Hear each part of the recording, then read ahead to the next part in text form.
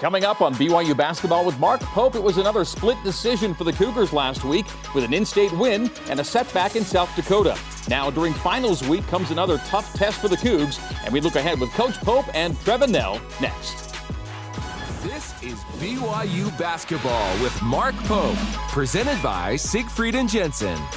And now, your host, the voice of the Cougars, Greg Wrubell. Well, thank you, and welcome back inside Studio C at the BYU Broadcasting Building in Provo for another weekly edition of BYU Basketball with Mark Pope. We are joined, as always, by a live studio audience here in Studio C. And for those watching live on the BYUtv app, you're invited to take part in our live polls via the Opine app. Just download the app on your phone, then watch the side of your screen for poll questions throughout the show. Our social media hashtag is Pope Show, hashtag Pope Show.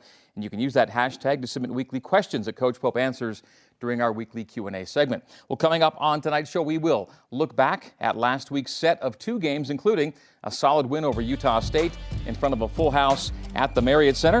We'll have Seneca Knight sitting down in the film room with Jerem Jordan. We'll preview this weekend and a showdown at the D Event Center at Weber State. Coach Pope will take your questions from social media, and Trevin Knell will join us in studio as well.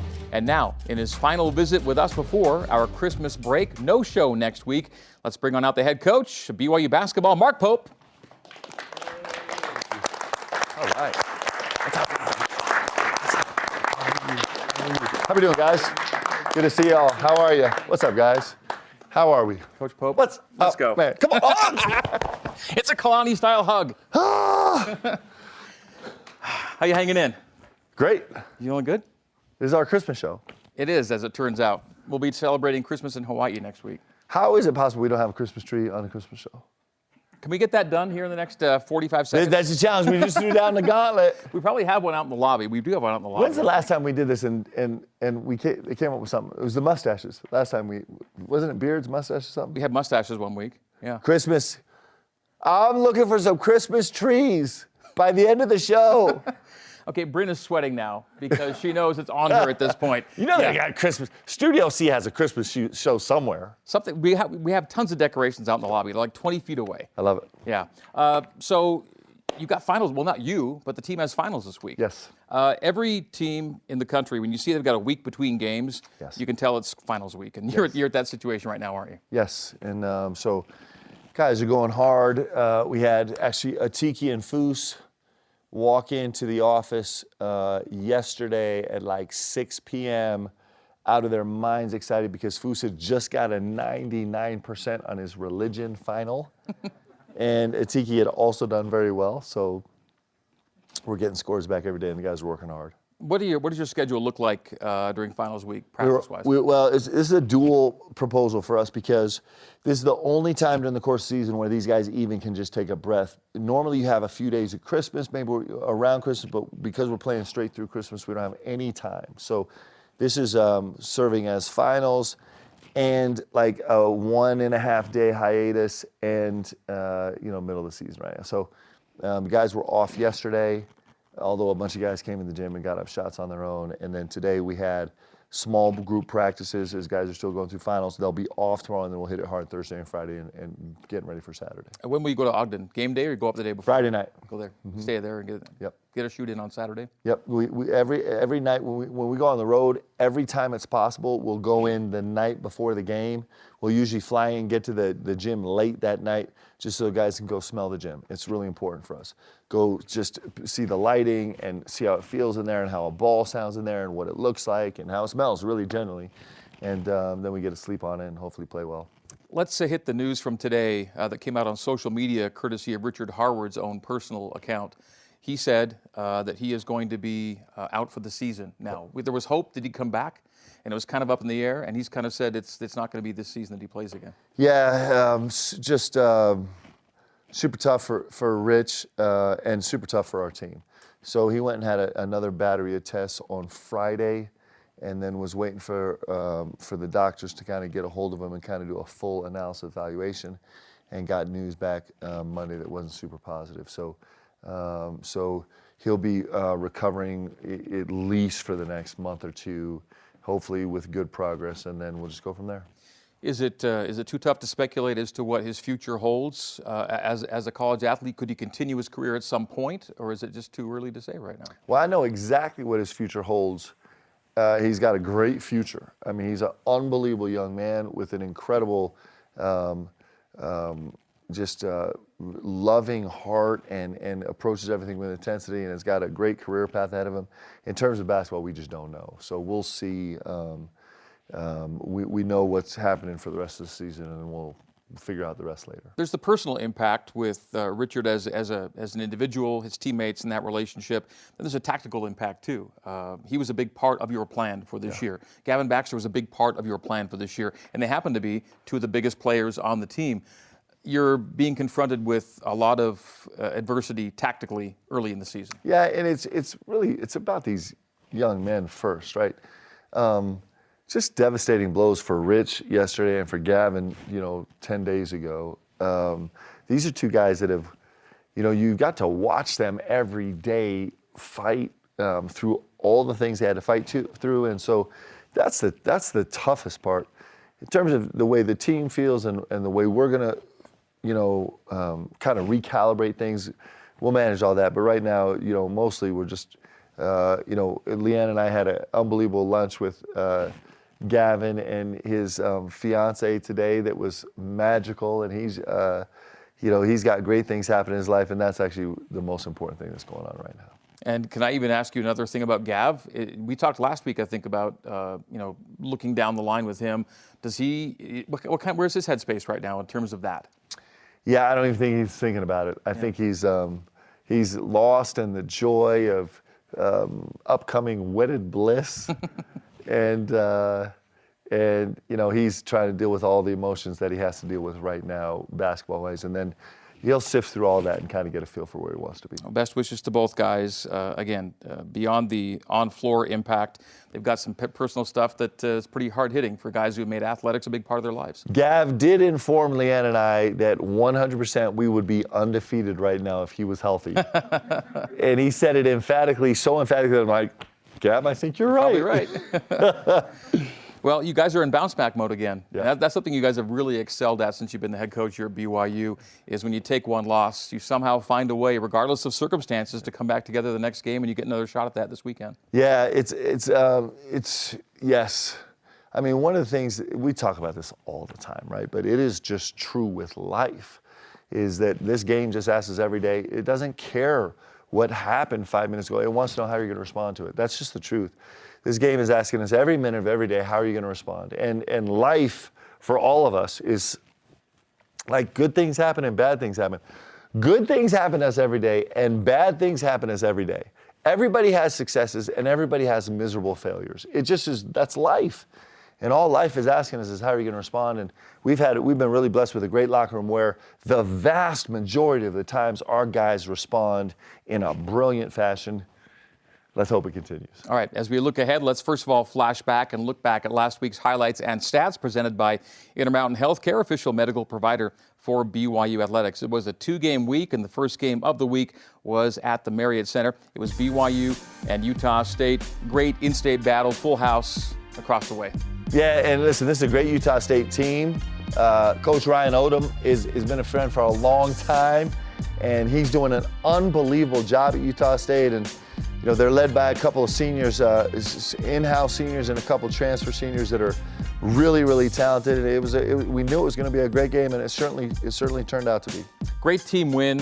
There were some individual standouts. We'll take a look at some team numbers of note. Great shooting night for the BYU team. A solid night from the bench. Free throws were a big part of this game, both the number that you made and the impact we like that the Rock had in the second half. I think Utah State was 0 for 6 in the second half on free throws till they made one. And that was a really good free throw team coming into the game. Yeah, they're a great free throw shooting team, but it's hard to shoot in this gym, man. It is hard to shoot with this Rock doing their work, and they're a big part of everything we do. We went with a little bit of a smaller lineup, kind of starting a game for the first time with a little bit of smaller lineup. The guys really, really shared the ball and really fought to earn great shots for each other, and we shot it well. You see Trevin's numbers from 3. He made his first 3 threes of the night. Big for you guys. Yeah, and it was big for him too. He's a great shooter. He's not a good shooter. He's a great shooter. And the one thing that every great shooter knows is that you go through some little periods of time where you don't make shots a lot. I mean, you think about Damian Lillard at the beginning of the season was having to answer. Damian Lillard was having to answer questions about making shots. And it just is, the great shooters, they don't get discouraged. And certainly Trevin hasn't. In the last few games, he shot it unbelievable. It was 2 for 3 last game, and he's back to his normal ways of making every single shot. Your leading scorer in the Utah State game was Alex Barcelo, team high 17 for AB. Back to his old ways at the free throw line. He was 7 for 7 that night. It's kind of what he does. And you kind of run out of platitudes after a while for just how steady, reliable, a rock he's been for your offense. And he really does. He has everything, right? He's got everything in the arsenal. Yeah, and it's funny because he does everything. And he had an unbelievable week, Utah State, and really played terrific at Creighton too.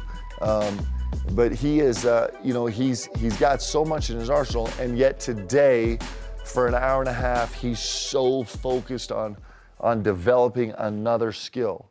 This is something that's going to be really specific to our growth as a team, and he just comes in hungry to grow every single day, and that. That's a feel all throughout the team. Let's get to Gideon, because the Utah State game, I think, was Gideon's first game back, right, after missing a couple games due to illness. And you had him on a bit of a pitch count that I think you went over a little bit maybe against Utah State. Yes, we did. And Gideon was a little delirious still, trying to come back from being really sick. And we joked after the game, there was a couple times we weren't sure if he remembered if he was on offense or defense, but he made a huge guy. That was just a big time block. He was really functional on the glass and really gave us a spark. And just his length that you feel defensively on the glass is just super important. He got tricked up a couple times early defensively, and then was like, I'm gonna fix this. And it just was great to have him back. We'd missed him for 2 really, really hard games, and so just having him back on the active roster was important. One of the things I love most about the highlights we've seen so far tonight is that in every shot, the background was filled with fans in the stands, no empty seats. It wasn't technically a sellout, but it was another 16,000, but it looks like a sellout, right? You have 16,000 fans in that building. You're having these midweek games, winter games, weather gets a little squirrely, you're packing the building. The fans have been tremendous this year. Yeah, it's so fun. It's a shame we don't play here more. I mean, I think we have one game in a 5-week stretch. In the 5-week stretch, but it's special every time we get to walk in that gym, man. It really is a gift. So the Utah State game got the week off to a good start, and it was a quick flip to head to the Midwest. And you got out ahead of a storm that pounded the Sioux Falls area, but you got into Sioux Falls on Thursday night to get ready for Creighton. Yes, and it was a quick turnaround against a really, really good team. A team with great tradition. Yeah. And should we move on to the game after that? What was the game after that? We'll have a few moving pictures from that game. Again, they had a great first half. Really did some good things. And it's up to you guys to battle back. Yeah, we struggled in some areas we never struggle in. We're in the 99th percentile effectivity in transition defense, and we gave up 14 transition baskets in the first half, and it was a little bit inexplicable. It was just it wasn't the character of our team. Their physicality really, really affected us. Their size and physicality. It was the first time this season, for a variety of reasons, where I looked out on the court during the course of the game and we felt so small. We just felt so undersized, and there's some ways we can remedy that and fix that. So there were a bunch of things that went wrong for us. The one thing I'm super proud of the guys is on a really bad day, man, they kept fighting, gave us a chance down the stretch to really be in the game. We just couldn't get over the hump. But I was always super proud of this team's effort and super proud of us staying together. I'm not so proud of my ability to get us ready to play in that game. You won the second half, did come back. All their block shots came in the first half. They didn't have a block after halftime. Yep. And, you think about it, we gave their starting power forward. He had 20 in the first half and 5 in the second. It was a little bit like the Bean situation where he got so much done in the first half and the guys adjusted better in the second half. We just got to be able to make those adjustments in live real time, not at halftime when you have 15 minutes to all gather together and plan out, but we got to do it in the 90 seconds we're allotted in a timeout. Not just the instruction, but the recalibration. We got to be able to figure that out better. And in that game, we had to find a way to put a bigger unit on the floor, and we did that in the second half, and that was a little bit better for us. But of the top 100 ranked teams in the country, 1 to 100, we've played the 4th hardest schedule of any team still ranked in the top 100. And so there's a reason for that. Like, losing is the worst thing in the world. Losing is the worst. It is the worst. But you know what losing does?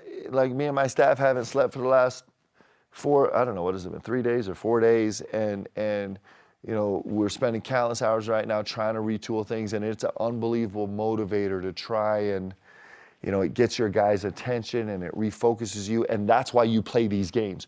We're not playing these games to have an unblemished schedule. We're playing these games so we can get better, and if we do this right, this Creighton game, as painful as it was, is going to help us get better, and that's why you do it. Let's hit AB if we could just for a little bit before we leave the Creighton game, because he scored 28, which is one off his career high. Carried the offense for you. And he does it on a career high in field goals made and field goals attempted, but it's still modest numbers. Yep. It's 11 for 20. Yep. He always shoots a high number in his big point games. He's never been a chucker, never is a chucker. Yet, if there's a guy that's played here since Jimmer who has kind of a Jimmer type ability to where if I want to make some things happen, I can do it, he's one of those guys. And it's just so impressive that he never does it at the expense of the team. Yeah. But he also has a sense of when they need me, I can respond. Yeah, he's just playing at such an elite level right now. Still with areas where he can grow, but you're right. All the damage he does is within the context of the team, and it's one of the gifts that he gives to our team and BYU is that he's able to do that. They were switching 1 through 5 a lot. They were sending 2 to the ball on ball screens a lot. They were kind of ignoring our role a lot, and we didn't function great in response to that. But you think about Alex, he's coming off ball screens and he's got a 7-footer switching onto him with heavy gaps, and he tortured him a couple times, both roasting with a seal drive and also kind of just in isolation step back 3. He did it twice, and his ability to kind of recognize what's happening on the floor in real time and then attack it the right way is pretty special. I think it's also interesting that of his last 6 20-point games, 20 or more, 5 have been away or neutral. When things get a little tougher, a little harder to find points, he has a sense of that moment too. Absolutely. Okay, Seneca Knight, big day for Seneca Knight on Saturday.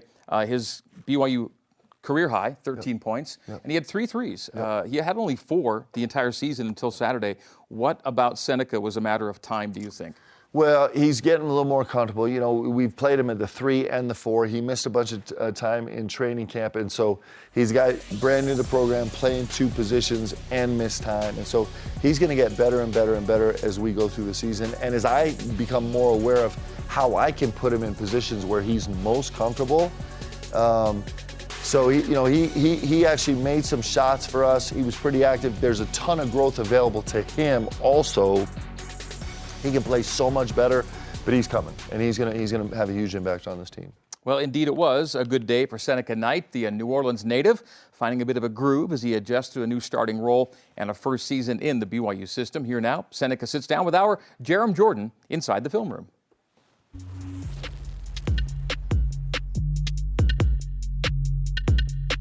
All right, Seneca, big week. Nice win against Utah State. Crazy travel situation to Sioux Falls, South Dakota, and you played Creighton. How would you describe last week? It was a roller coaster emotion. So going there, getting the win, at home, getting the win against Utah State, then going out to play Creighton in South Dakota. People have seen the game, this and that. So there's ups and downs, but now we're just trying to move forward and stay positive and attack Weber State this Saturday. Okay, when you get to Sioux Falls, you had some fun with Tijon. It looked like you won the snowball battle. Yeah, I did. I had got with a couple of the guys after we finished our practice, and I was like, hey, we need to get Tijon, so I had to find Preston to make sure he was recording. I had it all planned out right after stretching, so I went and made 3 snowballs, hit the corner, hid behind the corner, and just waited for him to come out. Keegan set him up because Keegan helped me. Keegan said he was going to walk out when Tijon was about to come out. So as soon as Keegan walked out, I was like, it's coming in. The rest is history. Okay, your role has evolved a little bit from the guy you were at San Jose State, right? Especially with Gavin Baxter going down with an ACL. Mm-hmm. Now you're in the starting lineup. You're always going a little smaller. You become kind of a rebounder, defender in addition to the scoring. What's that been like? It's been a challenge, I'm not going to lie. I've never been in the position where I'm setting screens and rolling. That's never been, since I was little, never been part of my game. It's been cool being able to learn, being able to adjust. It just makes me more valuable on the court and being able to find different ways to keep helping this team improve. Okay, let's watch one of those plays against Creighton where you set a screen and you end up getting an offensive rebound. Once I set the screen and slipped, I knew AB was going to shoot it. So just being there just in case, because, you know, he doesn't miss many. So I'm down there. I got the rebound. I was looking to go back up. AB was talking to me. And I seen him on the cut and just hit him, and he got the floater. Now, they said Foose tipped this in. What did you say? I say that's an assist. So, yes. AB made the shot. That's an assist. I don't know what Foose is doing. I don't like him getting credit for that because that's supposed to be my assist. Hey, yeah, wait a minute. You got O-board and assist. I like where your head's at. Okay, then you came into the week. You kind of struggled from 3 a little bit, but you made 4 last week, 3 in this game. Let's take a look at one of those as AB finds you on the break. I just catch it and shoot it. Honestly, it was a couple minutes before this. I had passed up one when AB passed it to me. And when we was both on the bench at the same time, he was talking. He was like, shoot that. He was like, we got faith in you. He was like, we know you can hit it. You hit it all the time in practice and everything. So next time you catch it, shoot it. The situation appeared again, and I just let it go. A little fadeaway, a little English there. Right? A little English, a little style. Didn't hurt. Okay, big week with finals, and then Weber State on the road, which is going to be a good in-state battle. Yeah. What's the key to winning the week? Just finding ways to improve each and every day. Study the film from the Creighton game, things on, find situations that we can improve on. Okay, good luck this week. Yes, sir. Thank you. What do you want to say about Seneca playing in his 3rd program right now and getting a feel for everything here at BYU? Yeah, I mean, first of all, Jerem's Christmas BYU sweater was off the hook. I mean, that was incredible. And Seneca is such a great, he's such a great member of this team, and he has got a great future in this game, and he's going to get better and better every game, and we're super, super grateful for him. All right, that is Seneca night. Let's take a look at our December schedule, how it's unwrapping for BYU as the Cougs are at the halfway point of the month. And as we look at the left-hand side of the screen, a split decision through the first 2 weeks, and now comes the back half of the month, starting Saturday at Ogden, Weber State, and then 3 games in Honolulu, South Florida in the first game, Vandy or Hawaii in the second game, and then there's a whole other half of the bracket up at the Diamond Head. That'll be 3 games there, and concluding on Christmas Day, then finishing off at home to Westminster before conference play gets underway. So by the end of this month, you'll be on the road to Portland for WCC play. So conference play is just around the corner, but yet a challenging back half of the month still ahead for you. Yeah, and it's great. I mean, this is why we do it. Like, we're well aware of the purpose of what we're doing, and we're getting to kind of explore how we can grow and how we can get better, and it's going to be awesome. And we get to spend Christmas in Hawaii, which will be incredible if we win, and it'll be awful if we lose. Let's go with that complicated. Yeah, 3 wins, but certainly the most important one will be the last one, December 25th. They're all. It just turns miserable. We got to win, guys. I hope everyone's coming. Everyone's coming to Hawaii, right? We're all coming to Hawaii. Let's go. I'm going. Yeah. Okay. For your day-to-day Cougar Sports play-by-play, watch BYU Sports Nation with Spencer Linton and Jerem Jordan. It is weekdays at noon Eastern on BYUtv and BYU Radio. When we come back, we will preview BYU's 4th and final in-state game of the season. Cougs headed to Ogden to take on Weber State this Saturday as BYU Basketball with Mark Pope continues. Stay with us.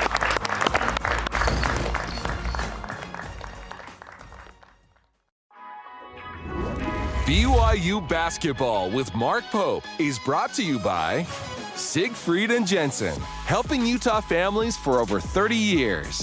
And by Intermountain Healthcare, official medical provider for BYU Athletics. Welcome back to BYU Basketball with Mark Pope, presented by Siegfried and Jensen. Let's take a look at this Saturday's game night schedule for BYU at Weber State. Pre-game on the BYU Cougars app. We'll have an hour of pre-game on the app at BYUCougars.com from 5 to 6 Mountain Time, 7 to 8 Eastern, while football postgame wraps up. And then when football postgame is done, back on BYU Radio at the top of the hour for the tip-off of BYU and Weber State. And be with us for postgame coverage, including Coach Pope and his postgame conversation with us courtside as well. All right, Weber State, Coach, it's the latest team with a winning record to line up against BYU. Yeah. They're 9-1. They took their first loss of the season this past week at Washington State, bounced back with a non-D1 win on the weekend. Randy Ray's team looks good again. I'm telling you, it's an unbelievable time in the state of Utah basketball. Utah is good. Utah State is good. Every team in the state won their holiday tournament. This Weber State team is tremendous. I mean, they're undefeated except they go on the road to Washington State and lose a little bit of a weird game. So, you know, they're you know, just a hair's breadth away from being, you know, undefeated 10-0 right now. So it's a super fun time to play in the state, and this is going to be an incredibly challenging game every year when we go, or every third year, or however often it is, when we go up to play at Weber State. It's tough, and this is probably going to be the toughest game ever. And you see they haven't lost a home game yet either. And these in-state games this year, Coach, all quad 1 and quad 2 games. Yeah, it's pretty great. Like, that's really great. That's the one great thing about taking these games on the road, is it actually helps you in terms of the qualifications. Ken Palm, at least as of last night, Ken Palm won 12, net 91, a quad 2 game, as you see there. So it's BYU and Weber State on the weekend. Then you'll turn around from that and get ready to head to Hawaii as we talk about the Diamond Head Classic is next week. We're not going to have a show here next week, so we're kind of previewing what is to come next week in Honolulu. It is the Diamond Head. The first game will be against South Florida. South Florida's playing Austin Peay tonight. They're up 10 late in that game, so they'll have a win tonight. They play Florida on the weekend, then they head over to the island, and that's who you open up with. Yep, and it's going to be really tough. I mean, that's a good program. That was the last game I ever coached at Utah Valley, was against South Florida at home in the postseason, and we lost. Clearly, it was my last game. So I'd like to get some revenge. I'd like to have a better outcome.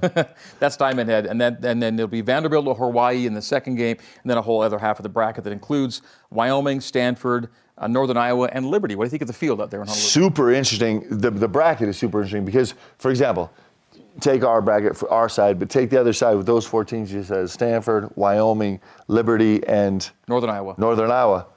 Who's coming out of that side? Like, I have no idea who's going to come out of that side. It's going to be super interesting. So it'll be a great week of basketball. And the games will be Wednesday, Thursday, and Saturday. That Saturday is the Christmas Day game in Honolulu. Before the break here, we were talking during commercial break about something happening in the NBA tonight, and that was Stephen Curry becoming the all-time career three-point make leader in NBA history. He did it in like 500 or 600 fewer games than Reggie Miller, who's number 2. Ray Allen's number 3. We bring up Reggie Miller and Ray Allen, 2 and 3, because they were both former teammates of yours. Yep, so it was a couple things that are interesting. One is, didn't we all already think that Steph Curry was the all-time leading three-point shot maker in this NBA? So that's number 1. Number 2 is, that's true. I played 2 years with Reggie Miller when he was making shots, and I played 2 years with Ray Allen. I'm still looking for those guys to send me some residual licensing fee for those records. But nothing You yet. had to have played some role. I checked the mail every single day, and nothing. You had to have set a few screens to open those guys up. But here was the key. So actually, the only reason I actually made those teams was because those guys and the other guys on the team were such prolific offensive talents that all I had to do was set a screen. And it was, I counted each of those screens as an assist in my own personal tally sheet. They didn't really count that way. But when it comes down to the players you played with, I'll bring up those 2 guys right there. What made them unbelievable, extraordinary shooters beyond just good? Like, what was the special sauce for those guys? So I got with Ray Allen in his 10th year in the NBA. He was already one of the most prolific shooters in the history of the NBA. In fact, I think at the time when I joined the team, he might have already held the record for the most threes in the history of the NBA. 10 years in, a 10-year vet, a perennial all-star. Played in the on the USA team, and still he shot more shots. He got up more shots in practice every day than anybody else on the team. I tell our guys this all the time, there's no magic pill to shooting. Like, the best shooters, they shoot the most. That is just it, pure and simple. I mean, was Reggie the same way? Or? Reggie was 100% the same way. In fact, it was really interesting. Reggie and Race had the same pre-game regimen. They would both show up at 4:30 for a 7 o'clock game and kind of go 4:30 to 5:15 shooting before anybody else was on the floor. And then they'd go chill out in the locker room while all the other guys came out, and it was just a big jumble of shots. They both took it incredibly serious, both before and after practice shooters.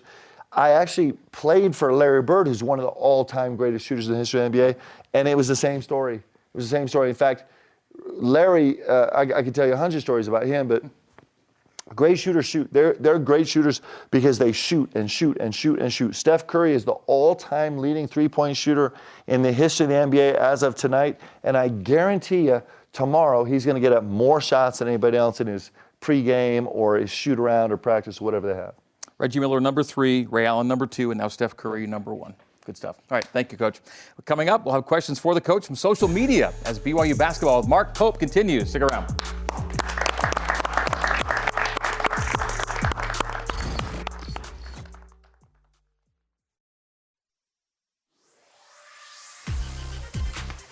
All right, so welcome back into BYU Basketball with Mark Pope, presented by Siegfried and Jensen. We are in Studio C. We have social media questions for the coach. Let's get to our Q&A portion of the show right now. Question number 1 from a viewer, follower, who asks, I was in Sioux Falls and didn't see you out during warm-ups. What is your pregame routine?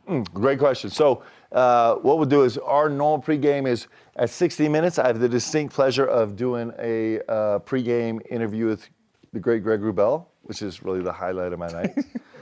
And then we'll go finish up the board, the 40-minute board. So our guys will come in at 40. We'll meet together at about 35. So I'll do the whole board with all the information that we want to review at the 40-minute mark. The guys go back out on the court. I will prepare the board for the 12-minute. It's really 9-minute, 30-second before the game talk. And I'll usually have that board done about 15 minutes left before tip-off, so that leaves me 5 minutes and 30 seconds to pray for myself and our team. And then we'll go do the 9:30, have our deal, and then the guys will go out. We'll meet one last time as a staff, and then we run out of the court. What does your board look like? How much is on it? How much do you want them taking in at that point? So more stuff is on the board at the 40-minute mark, but hopefully by that time, if we've done a good job, we've distilled the information down where it's pretty manageable. Where I can cover everything on the board in 5 minutes. If I can't cover in 5 minutes, then it's too much stuff. Okay. We haven't done our job prep. And then when we do the board at the 9:30, it is literally just the scheme for the game. And so it's very specific. It's the same categories every single game. Most games, 50% or 70% is exactly the same thing that these guys hear every single game. And there'll be just a little bit that's maybe unique to the game. And by that time, hopefully, we're ready to get on the floor and execute the game plan without thinking about it too much. Our pregame chat's the highlight of my night as well. Yeah. Until the postgame chat, which I like a lot. Postgame is great. Well, After postgame wins. depends. After wins, yeah. So can I just, we didn't even talk, how much time do we have? We got time. We didn't even talk about this.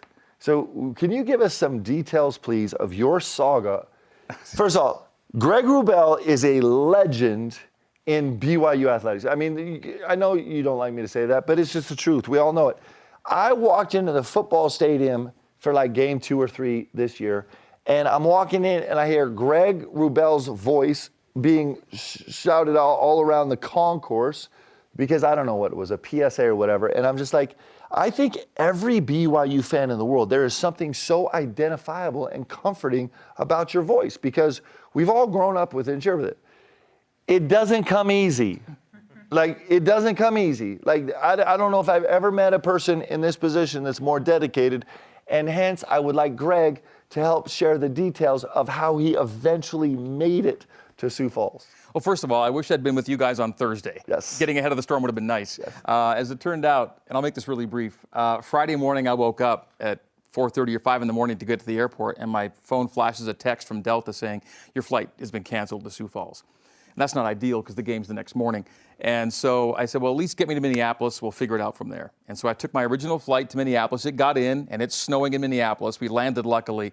And then I waited in Minneapolis all day as my afternoon flight was canceled and then my night flight was canceled into Sioux Falls. At that point, it's find a car. And we have somebody at BYU that has a way to find guys' cars. Great Lori Sowers. Lori took care of me. Lori Sowers, when her book comes out, we all got to get it because her life is amazing. Lori's amazing. Lori got me a car. I hopped in at 7:30 on Friday night. The game's at 11 a.m. the next morning, and a 3.5-hour drive took me 7. And I drove from Minneapolis to Sioux Falls. Minneapolis is not close to Sioux Falls. If you're looking at a map right here, like Minneapolis is right here, and Sioux Falls is like over here. But you can do it in 3.5 hours in good weather. It was not good weather.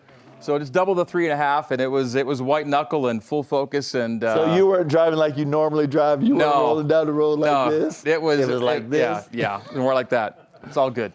And I'll tell you, honest truth, I promise you, if Lori couldn't have got him a car, he would have got some cross-country skis and would have made his way to the game. And that is like, that's just the show must go on. All right. Awesome. Another question for the coach. We're back in our Q&A segment. Question for the coach. Coach Pope, who are you going to recruit from Coach Sitake's team as a temporary big?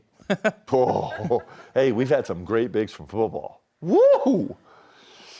I don't know. You tell me. Give me some suggestions. Well, I got to call Kalani. Who would be the number one candidate right now? Oh, gosh. For basketball? I don't know. I don't know what kind of game Dallin Holker has. I always looked at tight ends. I think tight ends are good options. The Barrington brothers. One of the O-linemen, Clark or Campbell Barrington. They both hooped it up, I think, in high school. And I'll take them both. One of the Barringtons. Clark and Campbell. Barrington. I am offering you right now. Make your way to the Marriott Center Annex tomorrow at 1:45. I'll size you up, gear you up. Let's roll, baby. Okay, they got a bowl game. They're in Shreveport. They'll be a few days away. They'll hit you next week. Hey, you guys want to go to Hawaii after the bowl game? There we go. Let's go. See, I just threw the Barringtons out there, but there could be other guys that are going, I want in on that. And so you might be hearing from them. We got extra room on the plane. Come on. Hawaii is on the table.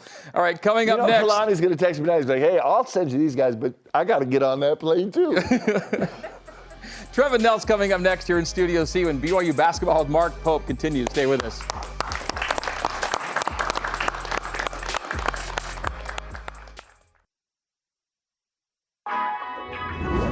BYU Basketball with Mark Pope is brought to you by Siegfried and Jensen, helping Utah families for over 30 years. Smith's, fresh for everyone.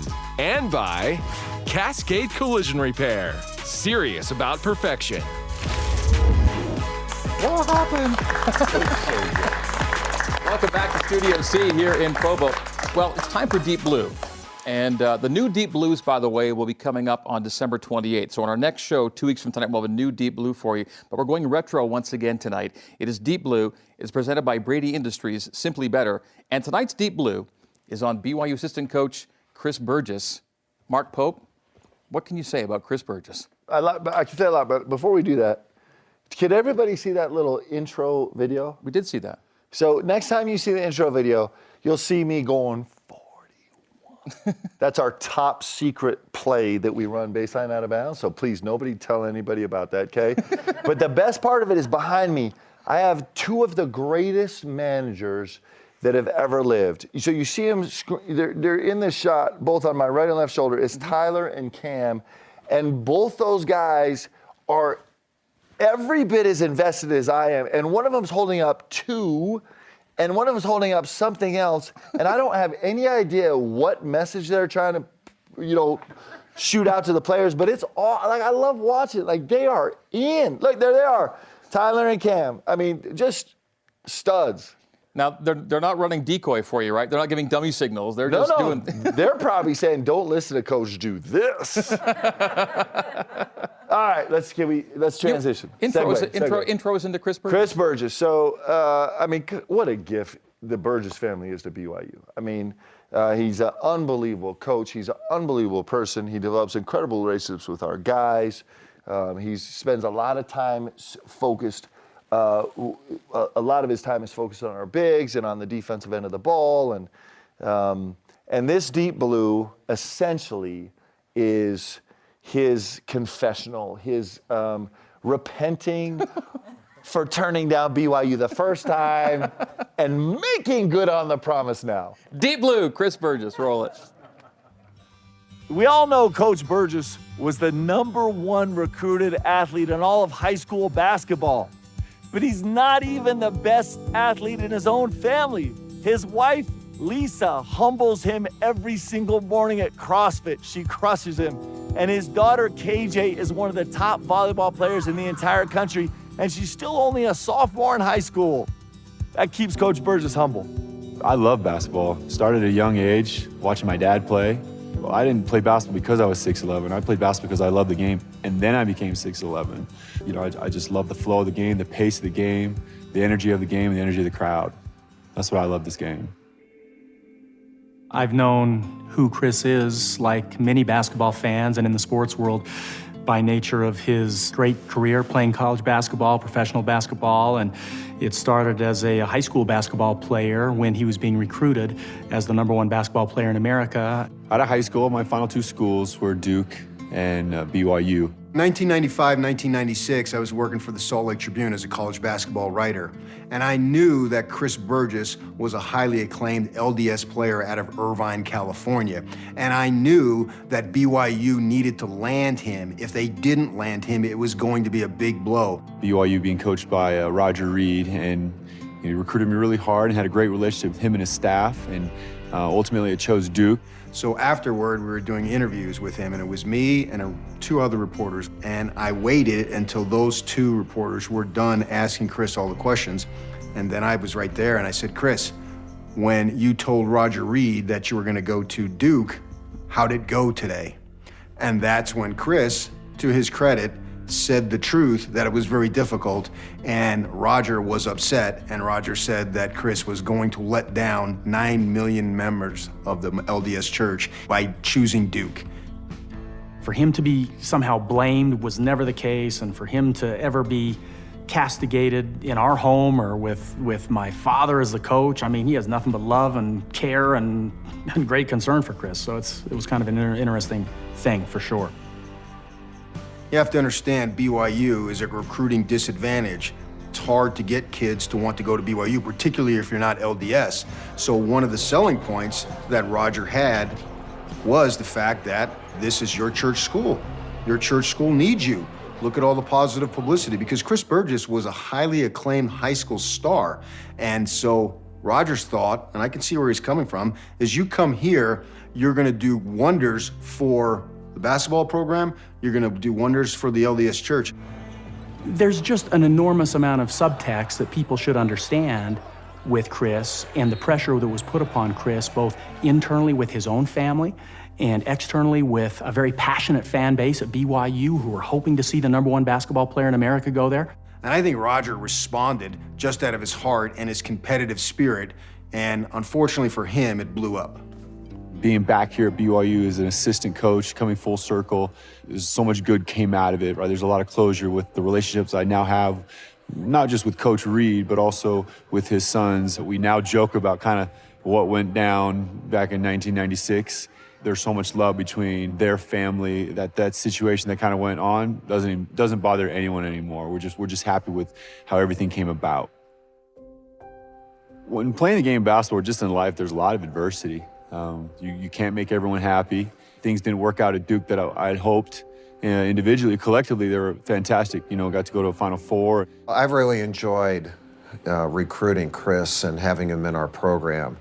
Obviously, we were disappointed when he left, but we always maintained a relationship. You know, I had a great career there. I met my wife there at the U. You know, and then being cut by the Suns my rookie year, you know, I was able to persevere and go play overseas and do well and see the world on another team and another club paying for my family and I to be out there. I don't think I knew what I was getting myself into. I knew that when we got serious in our relationship and I knew that he was gonna play in one way or another, I knew that we would be traveling at some point. But I didn't know it was gonna be all over the world. Obviously, neither did he. Living overseas for 11 straight years, right, 10 months at a time, you get to see the world. I mean, I saw places from Istanbul to Dubai and Abu Dhabi to Seoul, Korea. In terms of adversity and pushing through it, I'm glad the way my career turned out because I am where I am today, both professionally here as an assistant coach at BYU, but also with my family. From the beginning of Chris's career, we kind of made a promise to each other that we would stay together. A lot of players overseas don't do that. You know, the guy goes over and does his thing and the wife just stays, raises the kids at home. It's easier. My wife was 7 months pregnant with our third child, and we lived in a small city 3 hours outside Istanbul where my wife ended up giving birth in a small village. I didn't have any pain medication or any of that stuff. So it was painful and it was crazy. After the delivery, she had to get a tetanus shot because all the equipment was sterile. But it all ended up being okay. But I was just so furious that they didn't have a baby scale because I wanted to know how much my baby weighed. And eventually they brought out a bathroom scale and had me stand on the bathroom scale, and then they handed me Ava and was like, okay, each kilogram. So we still don't know exactly how much she weighed, but each kilogram, that's how much she weighed. Coach Burgess is one of the great up-and-coming coaches in college basketball. He has a great heart and a love of people. That's why he's become such a good family man. And he also has become an outstanding coach. Just somebody that has a great attitude every day, and somebody that, everyone kind of wants to be around. He's also a really good basketball player still. He can really shoot the ball. He's got a better offense than me right now because he made more shots than me. He doesn't forget what it's like to be a player, even as a high schooler. You can ask him what the score was of like a random game, and he'll tell you the score and who scored what and this. There is not a player in America that will experience anything that Coach Burgess hasn't experienced himself one time or another in his basketball career. And so in that sense, and many others, he's an extraordinary coach, and we're lucky to have him here at BYU. 1, 2, 3. Family. 4, 5, 6. We're great deep blue on Coach Burgess. Well, now to our player guest. Last week's big home win over Utah State was keyed by Trevin Knell, the guy with the silent K. Anything but silent against the Aggies, making his first 3 threes on the way to a 13-point performance as a new starter in Coach Pope's evolving lineup and rotation. Please welcome in tonight's special guest, Trevin Knell.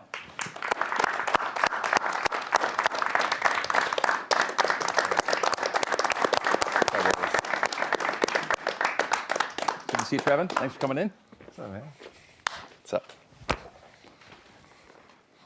Sorry, all right. Stole your shirt. I think you signed with BYU 4.5 years ago, or committed 4.5 years ago. How do you perceive the passage of time? Because you're still here and still going strong, but it feels like a long time ago. It seems like forever ago. I was just thinking about it. We were talking about high school ball, and I know some of these high school kids like Colin Chandler who committed, and I was telling him, I was like, hey, like it's gonna go quick. Like your senior year is gonna go by, then your mission's gonna go by, and then you're gonna be a junior in college, And so, but yeah, it's gone by super fast. High school for you was Woods Cross back in the day, right? Yep, Woods Cross. And the three. By the way, here's that tweet. By the way, that we were talking about. It was this was May of 2017. So yeah, 4.5 years ago, when you said you committed to BYU, and then I guess you signed later in that year officially. I think at the same time as Hunter. Coach Pope, what? Well, technically, you're only a sophomore now. Technically, I'm only a sophomore. Sophomore, baby. Sophomore. Let's go. 5 years go by, you're a sophomore. It's awesome. That's how it works. Where is Miss Tatum? Tatum, she should have been here. She's not. Miss Tatum. Miss Tatum. We miss Tatum right now. Who else was into you as a high schooler? Who else offered you? I had offers. You asked that. I was like, we just talked about that. Sorry, is he really asking about I looked at you. I was like, I don't think I should answer this. That'd actually be a long conversation. I was like, I don't think I should answer this. I was like, this just became a hard-hitting interview. Trev just went scarlet red. I went from personal to college recruiting, switching topics. So Trev, who else was into you, baby? I was not going to answer. I was going to say next question. Well, good point. Thank you, Coach. Yeah. College-wise. Yeah, which colleges offered you? I had UVU. I had all the Big Sky pretty much, and then the Pac-12 started getting a lot more interest with Cal, and then I had Washington State. And when I decommitted from Cal, I was getting looks from like Washington, Texas, and some other schools, but. Okay. Like a dagger to the heart. It really was. I just knew he was coming here. When he said UVU, he just said it. And he did. I just like. I said it under my breath. Pains in my chest. Under the breath. I recruited this young man so hard that he was like, Coach, I'm just not interested, man. Forget about. No, that's not exactly how it happened. Then how good was it to inherit him then, basically? Man, it was good. It's good. You've always said he's going to be a great player. He is a great player. And here he is. Yeah. How many shots per day would you get up, do you think? Coach was talking earlier. We were talking about Steph Curry, Reggie Miller, Ray Allen, the three-point deal. How much of a daily routine is shooting still for you today? It's huge. Like we get up a ton of threes, a ton of we call them figure finishes, and so we do a ton of finishes around the rim to start. pretty much our shots for practice. It goes, I'd say 25 to 20 minutes during practice, and then we get up maybe 200 threes after practice. And then during the off season, it's completely different, you know. Coach Fear always gives me a sheet. He says, this is how many shots you have. And if you want to be great, and he always gives me a stat like Steph Curry, he says Steph Curry makes 500 threes a day. So if you want to be one of the greats, and as you can see, Steph Curry just broke the record. If you want to be one of the greats, you have to put in the time, you have to put in the effort, and you got to sacrifice, you know. And so that's kind of like our routine, and it's definitely helped. Our time with you is going to feel so short tonight. We'll make it up to you next time. But you're sitting at 8-2 through 10 games. You've got another in-state game coming up on Saturday. Do you mind previewing it for us? Well, Weber State, they were undefeated, so they're a great team this year. They have some transfers that just came in, and so they're a great team. They're a really high-paced team, and we just got to get better. You know, we kind of took a punch in the mouth against Creighton, and it's time to turn that page, but it still stings for a lot of us. You know, we had a great practice today, great lift, and a lot of the guys are still like, hey, we can't wait till Saturday, you know, because we got so much more to prove, and we got so much more to get better. And so this is definitely a huge stepping stone and something that we can really, you know, move forward. Okay, you got to let me team up right here because I actually want to hear the answer to this.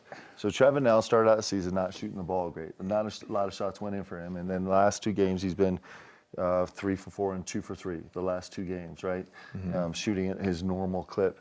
So as you're going through, be honest, as you're going through that stretch of a handful of games where you just feel like, man, I don't know why shots aren't going and they're always going for me. How did you deal with it? What were your thoughts, and how did you get out of it? I'm going to be completely honest, I was super frustrated, like super frustrated, because especially last year I shot the ball extremely well, and I felt like I was shooting the ball normal. You know, I shot it and I was like, okay, this one's in, and it goes in and out, and I'm like, what is going on? But I had multiple conversations with Coach, multiple conversations with Coach Feger about just, hey, they trust me. Even Tijon and Alex, they were great. You know, they every single day came up to me and they said, hey, like, we trust you. We know what you can do. Like, stop overthinking it. Just play your game and we'll find you.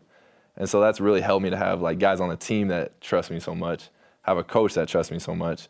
And so I'm not going to lie, it was frustrating, but, yeah, like, I trusted the work I put in.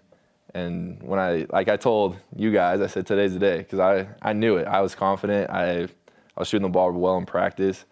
And, you know, you got to just get over that hump by having confidence in yourself and knowing that your teammates have that confidence. Great perspective. Trevin, thank you. Coach, thank you. We're going to wrap it up for tonight. Good luck against Weber State on the weekend. All right, for Trevin and for Coach Pope and for producer Hema, I'm Greg Wrubell. Have a great week. Good night.